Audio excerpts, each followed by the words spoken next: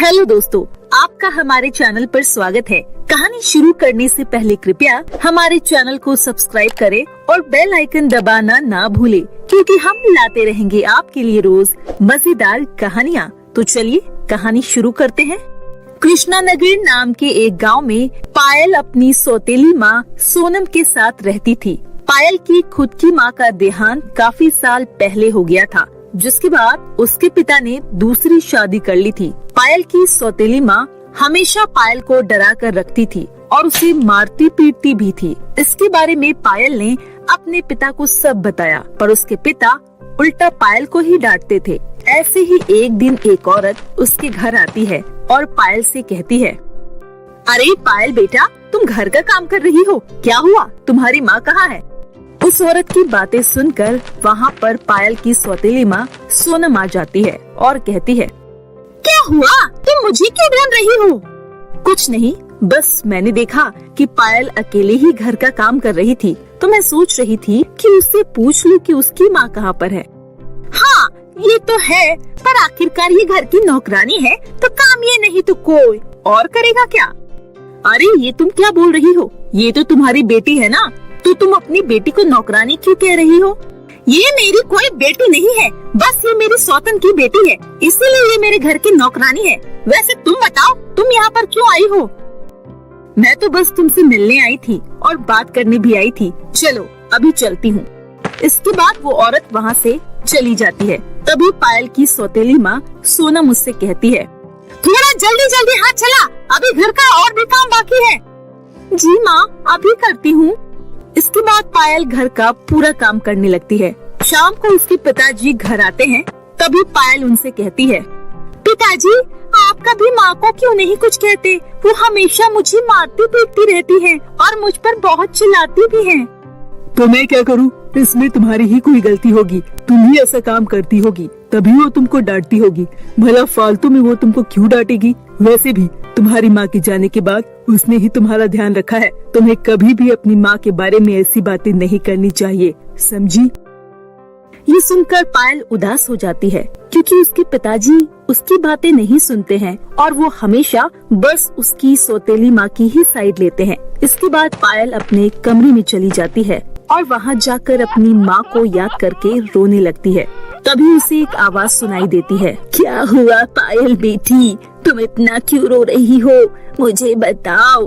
आवाज सुनकर पायल बहुत ही ज्यादा डर जाती है और इधर उधर देखने लगती है, पर उसे वहाँ पर कोई दिखाई नहीं देता। तभी पायल कहती है, कौन है आप? किसने मुझे आवाज लगाई? कौन है? मेरे सामने आओ। मैं तुम्हारी माँ हूँ, तुम क्यों रो रही हो? क्या कोई परेशानी है तुम्हें? तुमने मुझे याद किया, इसलिए मैं यहाँ पर आई हूँ। क्या आप सच में मेरी माँ हो?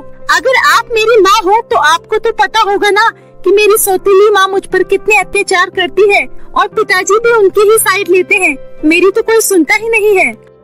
हाँ बेटी, मुझे सब पता है, वो लोग तुम पर बहुत ही ज्यादा अत्याचार करते हैं, पर अब तुम चिंता मत करो, आज के बाद से ऐसा कुछ भी नहीं होगा।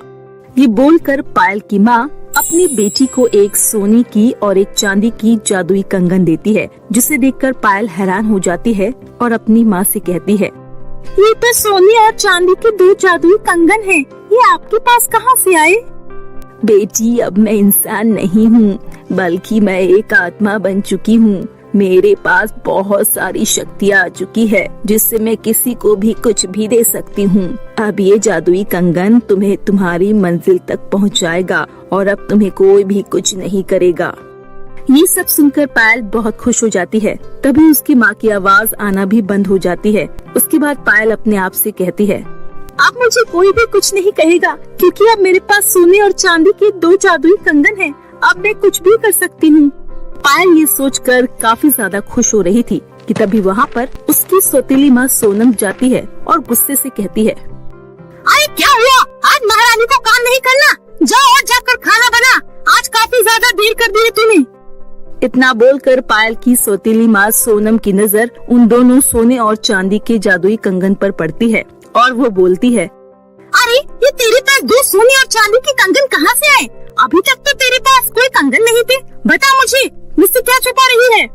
माँ, दरअसल अभी कुछ देर पहले मेरे पास मेरी माँ आई थी और उन्होंने ही मुझे ये जादुई कंगन दिए हैं। पायल की बातें सुनकर उसकी सौतेली माँ सोनम हैरान हो जाती है और वो तुरंत वहाँ पर अपने पति को बुलाती है। तभी वहाँ पर पायल के पिता भी आ जाते हैं और वो उन दोनों जादुई सोने और चांदी के कंगन को देखकर काफी हैरान हो जाते हैं और कहते हैं, अरे ये तुम्हारे पास सोने और चांदी के कंगन कहाँ से आए? पहले तो मैंने कभी तुम्हारे पास ऐसे कंगन नहीं देखे। तभी पायल अपने पिता को पूरी बात बताती है, जिसे सुनकर पायल के पिताजी को अपनी पहली पत्नी की सारी बातें याद आती है कि उसने मरने से पहले कहा था कि वो अपनी बेटी यानी पायल को सोने और चांदी के 2 कंगन देना चाहती है। इसके बाद पायल के पिता को सब समझ में आ जाता है और वो पायल से माफी मांगते हुए कहते हैं, मुझे माफ कर दो पायल बेटा, मैंने हमेशा तुम पर अत्याचार किया और हमेशा अपनी पत्नी का साथ दिया। मुझे पता है तुम्हारी माँ ने तुम्हें ये 2 कंगन दिए हैं, मैं बहुत ही ज्यादा शर्मिंदा हूँ, मुझे माफ कर दो बेटी। सोनम अपने पति को यूं माफी मांगता हुआ देखकर उसे भी अपनी गलती का एहसास होता है कि उसने भी शुरुआत से पायल के ऊपर इतना ज्यादा अत्याचार किया था और वो भी पायल से माफी मांगती है। मुझे माफ कर दो पायल बेटी, मैंने तुम पर बहुत अत्याचार किया है, पर आगे से मैं ऐसा कुछ नहीं करूँगी, मुझे माफ कर दो मेरी बेटी। ये सब सुनकर पायल को बहुत ज्यादा बुरा लगता है। वो फिर भी अपने माँ पिता को माफ कर देती है। उनसे कहती है, मुझे खुशी है मेरी माँ ने आप दोनों की आंखें खोल दी, आज मैं बहुत ज्यादा खुश हूँ। फिर उस दिन के बाद से पायल उन दोनों जादुई कंगन की मदद से अपने माँ पिता के साथ हंसी खुशी रहने लगती है। तो मेरे प्यारे दोस्तों, इस कहानी से हमें यही शिक्षा मिलती है कि चाहे कितनी भी बुरी परिस्थिति क्यों ना आ जाए, हमें कभी भी हार नहीं माननी चाहिए, क्योंकि भगवान हमेशा किसी न किसी रूप में आकर हमारी मदद जरूर करता है। और हाँ दोस्तों, हमारे चैनल को सब्सक्राइब जरूर कर ले। तब तक के लिए आप अपना ख्याल रखिए। धन्यवाद।